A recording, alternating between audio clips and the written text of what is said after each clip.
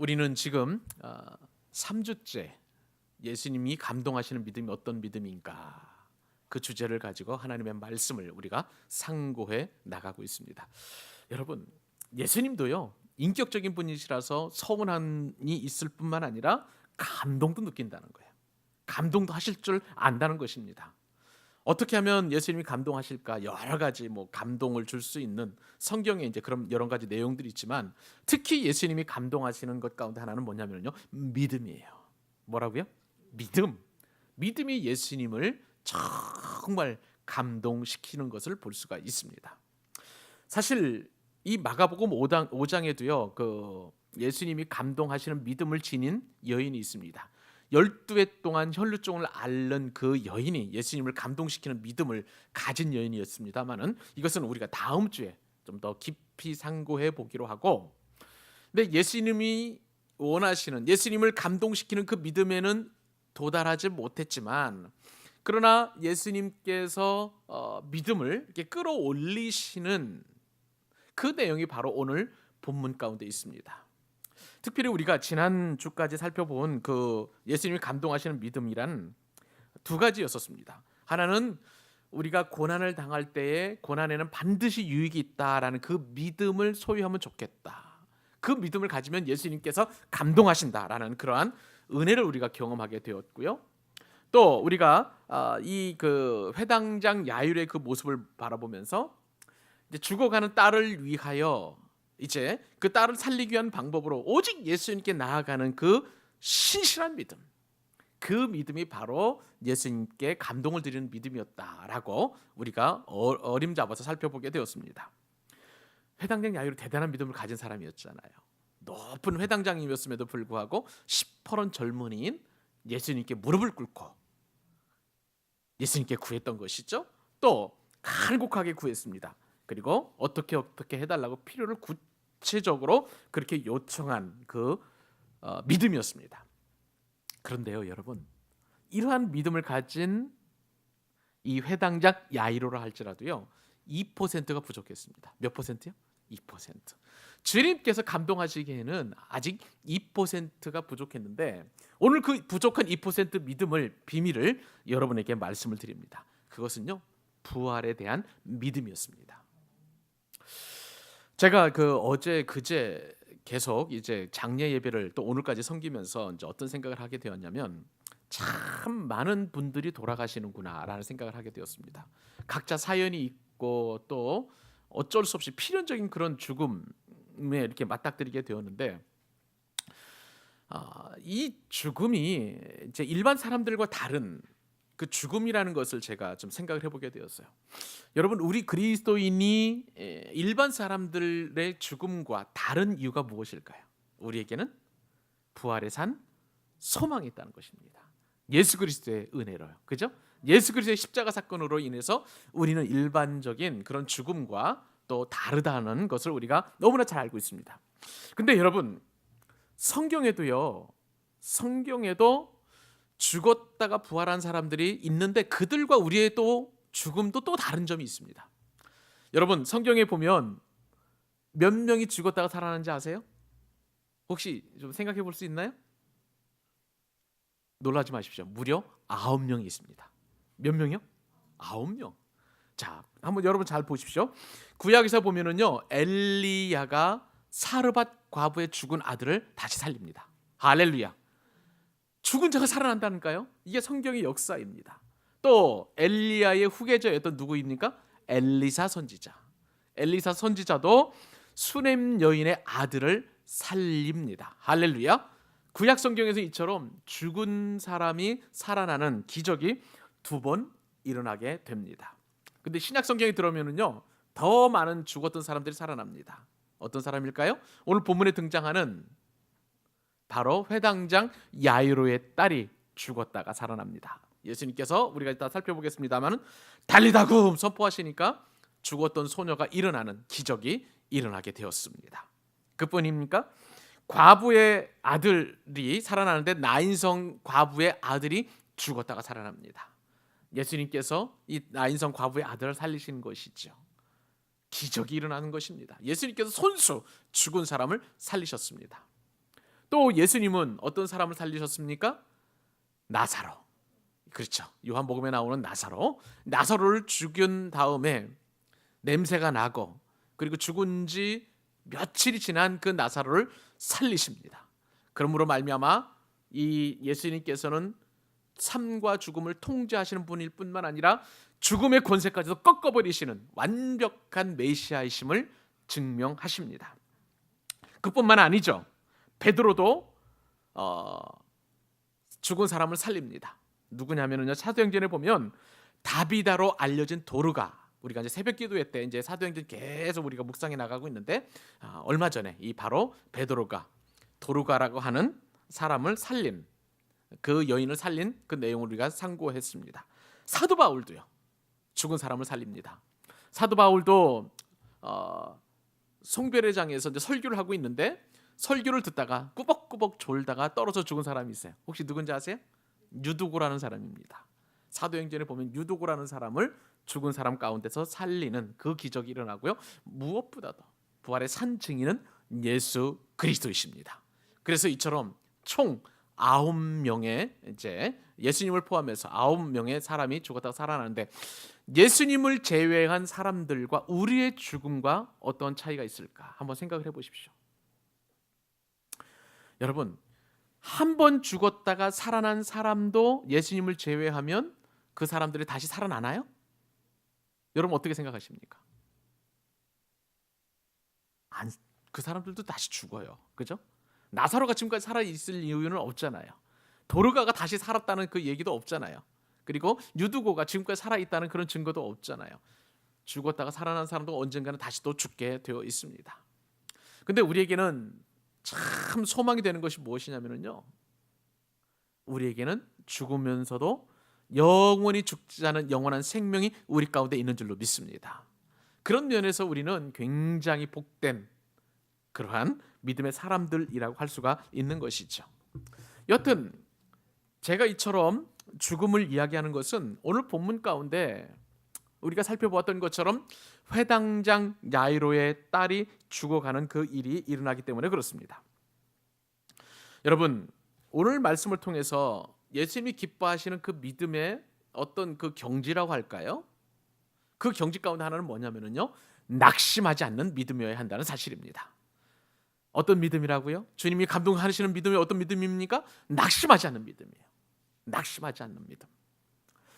여러분, 오늘 본문에 보니까 야이로의 간곡한 권유에 따라서 예수님이 지금 야이로의 집을 걸어가고 계십니다. 회당장의 집으로 가고 계시는 것이죠. 근데 그때에 어떤 일이 발생하게 됩니까? 길에서 또 한 사건이 발생하게 되어 있습니다. 무려 12년 동안 혈루증을 앓는 여인, 그러니까 혈루증이라는 이 병이 이제 여성으로서 계속 하혈을 하는 그 병을 앓는 여인입니다. 계속 몸속에서 피가 빠져나가니까 늘 어지러웠을 것이고요. 그 다음에 몸이 좀 굉장히 쇠약했을 것입니다. 이 여인은 이제 곧 죽게 되었다라는 나름대로의 어떤 그런 두려움과 염려가 있었을지도 모르겠어요. 그래서 예수님을 에워싸고 있는 그 무리 속을 비집고 들어와 가지고 굳이 예수님의 옷자락을 만집니다. 왜냐하면 이 12해 동안 혈루증을 앓는 여인에게는 한 가지 믿음이 있었어요. 예수님의 옷자락이 손이라도 되면 내가 낫겠다 하는 그 간절한 믿음이 있었기 때문에 그렇습니다. 그래서 정말 그 간절한 바람대로 이 여인은 혈루증이 낫게 되었어요. 근데 이 여인에게는요, 좀 수줍음이 있었고 그리고 자랑할 만한 그러한 일이 아니었기 때문에 그냥 무리 속에서 조용히 사라지려고 했었습니다. 근데 예수님께서는 그 능력과 권세를 아시게 되었어요. 그래서 그 여인에게 말씀하셨습니다. 그리고 그 여인을 찾아내서 그 여인의 믿음을 칭찬하시고 그리고 위로와 평안을 베푸셨습니다. 자, 그런데요, 그때에 애달픈 사람이 한 사람이 있었어요. 시간이 흘러가는 것을 초조해하면서 예수님께서 그 12해 동안 혈루증을 앓는 여인을 고치는 것을 어쩌면 못마땅히 할 수도 있었던 한 사람이 있었습니다. 누구인가요? 야이로예요. 야이로. 왜냐하면 지금 딸이 막 죽어가는 것이거든요. 야이로의 믿음 어떤 믿음이었느냐? 예수님께서 그 죽어가는 딸에게 오셔서 손을 얹고 기도해 주시면 야이로는 그 딸이 나으리라는 그 믿음을 가지고 있었어요. 그런데 지금 어떤 일이 생겼습니까? 중간에 가다가 시간이 지체가 된 거예요. 한시가 급했음에도 불구하고 시간이 없기 때문에 야이로의 마음은 굉장히 조급했을 것입니다. 야이로에게는 죽기 전에, 내 딸이 죽기 전에 빨리 예수님께서 도착하셔야 병이 나을 것이라는 그 믿음이 있었던 것이죠. 이처럼 촌각을 다투는 상황에서 12해 동안 혈루증 앓는 여인이 예수님의 발걸음을 멈추고 또 예수님께서 말씀하시니 그 시각은 점점점 지체되었던 것입니다. 여러분, 이게 도대체 야이로 입장에서 보면 말이 되는 상황인가요? 야이로는요, 자신의 딸을 살리기 위해서 체면을 깎은 사람이에요. 그래서 랍비인 그 예수께 무릎까지 꿇었던 사람입니다. 모든 사람들이 보는 앞에서 무릎을 꿇고 그렇게 예수님을 초청한 것이죠. 자기 체면을 내려놓았습니다. 그리고 자신이 가지고 있는 권위도 다 내려놓았습니다. 오직 예수 아니면 안 된다는 그러한 마음 때문에 그는 철저하게 낮아지고 겸손한 모습을 보였던 것이죠. 그런데 그렇게 간청들여서 겨우 모시고 가는 예수님께서 지금 지체하고 계십니다. 이런 저런 생각을 하는 야이로의 입장, 여러분 한번 생각해 보세요.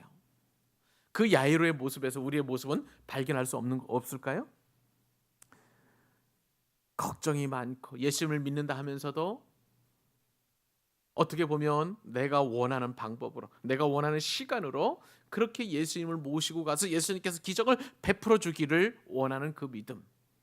여러분, 이것은요 100% 믿음이 아니라 2% 부족한 믿음이라는 사실을 인정하실 수 있기를 바랍니다.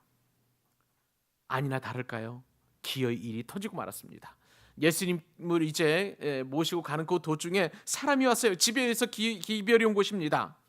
어떤 기별입니까? 아이가 죽었다는 사실이에요. 그 소식이 왔습니다.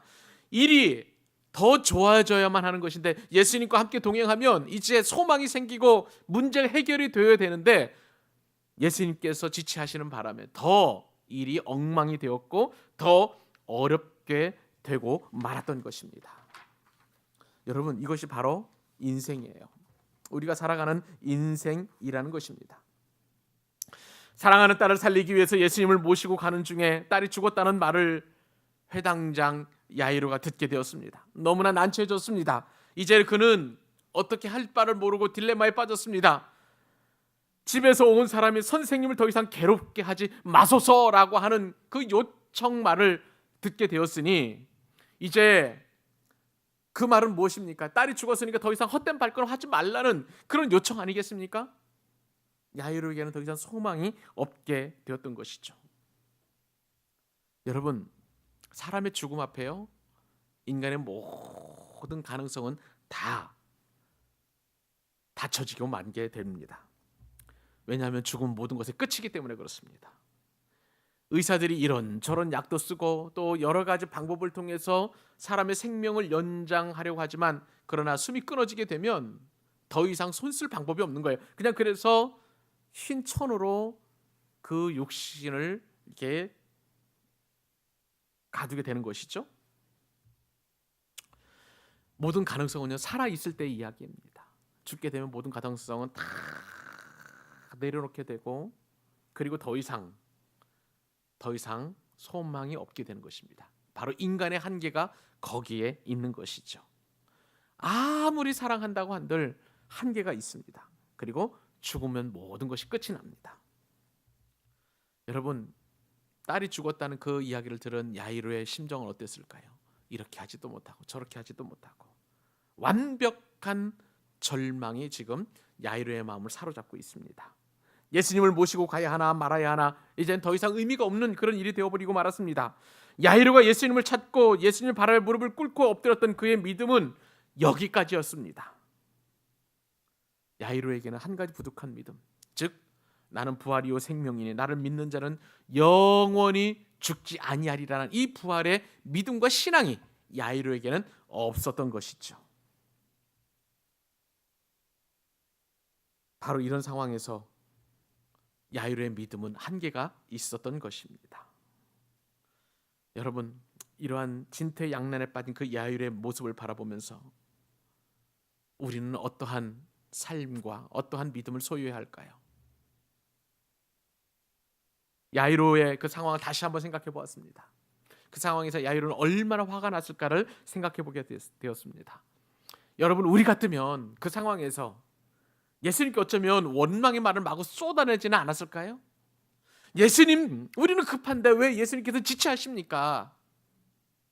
예수님, 그렇게 간절하게 원했는데, 내가 이렇게 소원했는데 왜 예수님께서는 저의 이 간절한 소망에 들어주지 아니하십니까? 그렇게 원망하지 않았을까요? 그냥 모신 것도 아니었습니다. 자신의 모든 체면을 내려놓고 어렵게 예수님을 모셨음에도 불구하고 이처럼 자신의 딸이 죽어간 그 모습 속에서 한바탕 난리를 쳤을 것 같은 그런 느낌을 받아봅니다. 사랑하는 여러분, 우리는 왜 고난에 그렇게 지고 맙니까? 왜 우리는 고난에서 승리하지 못하고 실패합니까? 그 이유가 무엇일까요? 그것은 하나님을 내 스케줄에 맞추려고 하기 때문에 그렇습니다. 여러분, 우리는 착각하는 것이 있어요. 믿음은 정신 통일이 아닙니다. 성경에서 말씀하신 믿음은 인격적인 것이에요. 다시 말하면 예수님을 예수님으로 인정하는 것이 진정한 믿음이라는 사실을 믿으시기 바랍니다. 여러분, 믿음이라는 것은 예수님이 나의 창조주이심을 믿는 것입니다. 예수님께서는 나의 완전한 구주이심을 믿는 것입니다. 예수님께서 나의 완전한 구원자이심을 믿는 것입니다. 예수님께서는 나의 완벽한 주인이심을 믿는 것이 바로 진정한 믿음임을 여러분 믿으시기 바랍니다. 이게 무슨 말입니까? 나의 완벽한 모든 상황을 통제하시고 나의 모든 절망을 소망으로 바꾸어 주시는 그 예수님을 저와 여러분이 믿는다는 사실인 것입니다. 여러분, 그러나 우리는 그런 믿음에 도달하지 못하고 있어요. 주님이 나의 주인이심에도 불구하고 내 인생은 나의 것이다. 우리는 끊임없이 내 소유 그리고 내 마음대로 내가 정한 스케줄, 내 방법대로 하나님을 끌어들이고 예수님을 끌어들이려고 하는 그러한 2% 부족한 믿음을 우리가 가지고 있다는 것이죠. 이것이 예수 그리스도를 믿는 그리스도인이랄지라도 예수님의 제자랄지라도 그 믿음이 여전히 우리가 부족한 믿음이라고 할 수가 있는 것입니다. 그러면 하나님께서 어떤 존재가 되어버립니까? 그저 내가 원하는 것을 들어주시기만 하면 되는 그런 분쯤으로 우리가 인식을 하게 되는 것이죠. 아니에요. 우리는 하나님을 그렇게 내 마음대로 조종할 수가 없는 것입니다. 하나님의 뜻에 맞추어서 내 삶이 정해져야 되는 것이지 내 생각과 내 판단과 내 방법대로 하나님께서 나에게 맞춰줄 수는 없는 것입니다. 왜 그렇습니까? 그분이 나의 창조자이시고 구원자이시고 주인이시기 때문인 것입니다. 이것이 바로 진정한 믿음이라는 거예요. 사랑하는 여러분들을 축복합니다. 여러분, 이 믿음을 여러분 소유하실 수 있기를 바랍니다. 야이로에게는 없었던 그 믿음, 부활하신 주님이 완벽한 절망 가운데서도 소망으로 바꾸신다는 그 믿음이 야이로에게 필요했다는 것입니다. 사랑하는 여러분, 우리는 고난 앞에서 완벽한 절망이라고 하는 그런 상황 가운데 얼마든지 놓일 수 있습니다. 더 이상 소망이 없고 더 이상 가능성이 없고 가망성이 없는 그 상황 속에서 우리는 기도해도 아무런 소용이 없는 것 같고 주님이 나의 기도를 안 들어주시는 것 같은 의구심이 들 때가 얼마나 많은지 몰라요. 여러분, 이렇다면 만약에 그런 마음이 우리 가운데 있다면 이 시간 주님께서 선포하시는 말씀을 들으시고 여러분의 믿음을 새롭게 하실 수 있기를 축복합니다. 주님께서 뭐라고 말씀하십니까? 마가복음 5장 36절. 여러분, 소망의 말씀, 은혜의 말씀입니다. 같이 한번 우리 읽기를 원합니다. 읽겠습니다. 시작. 예수께서 그 하는 말을 곁에서 들으시고 회당장에 이르시되 다 같이 두려워하지 말고 믿기만 하라. 할렐루야. 다시 한번 두려워하지 말고 믿기만 하라. 사랑하는 여러분, 인생의 고난 가운데 절망하고 있습니까? 더 이상 소망이 없고 아무리 기도해도 응답이 되지 않은 것 같은 상황이 전개가 되고 있습니까? 상황이 점점 더 믿음에 서기를 원했지만 더 어려워져 가고 있습니까? 그렇다면 여러분, 예수님께서 이제 완벽한 절망에서 완벽한 소망으로 바꾸어 줄 시기임을 깨닫고 조금 더 기대하실 수 있기를 바랍니다. 기도는 장애물이 무엇입니까? 그건 두려움이에요. 두려움과 믿음은 서로 반비례합니다. 여러분, 두려움이 생기면 믿음은 약해지는 거예요. 두려움이 점점 커지면 믿음은 그만큼 상대적으로 작아집니다. 반면에 여러분, 믿음이 커지면 커질수록 두려움은 줄어들게 되었고 의심은 사라지게 되고, 그리고 굳건한 믿음이 완벽한 소망이 되게 될 줄로 믿습니다. 여러분, 그 믿음을 소유하셔야 돼요. 예수님이 가장 기뻐하시는, 예수님이 감동하시는 그 믿음이야말로 바로 이 믿음, 완벽한 절망에서 완벽한 소망으로 바꾸어 주신다는 그 귀한 믿음을 주님께서는 기뻐하신다는 것입니다. 사랑하는 여러분, 우리 그런 믿음을 가지십시다. 상황이 더 나빠졌음에도 불구하고 믿음을 포기하지 말고 지속적으로 예수님께서 도우실 것을 우리가 믿음으로 받아들이실 수 있기를 바랍니다. 낙심하지 않는 믿음은 예수님이 감동하시는 믿음이에요. 그 절대 믿음을 소유하는 여러분 되실 수 있기를 바랍니다. 여러분, 이제 결론에 도달하기를 원합니다. 예수님께서 감동하시면 어떤 일이 일어날까요? 따라서 하십시다. 기적이 일어난다. 다시 한번, 기적이 일어난다. 맞습니다. 기적이 일어나는 거예요. 예수님께서 감동하시기만 하면 여러분, 기적이 일어난 줄로 믿습니다. 여러분, 예수님께서 말씀하셨죠? 두려워하지 말고 믿기만 하라. 예수님께서 그 말씀을 하실 때 저처럼 이렇게 핏대를 높여서 말씀하지 않으셨을 거예요. 예수님의 말씀은 온유한 음성이셨습니다.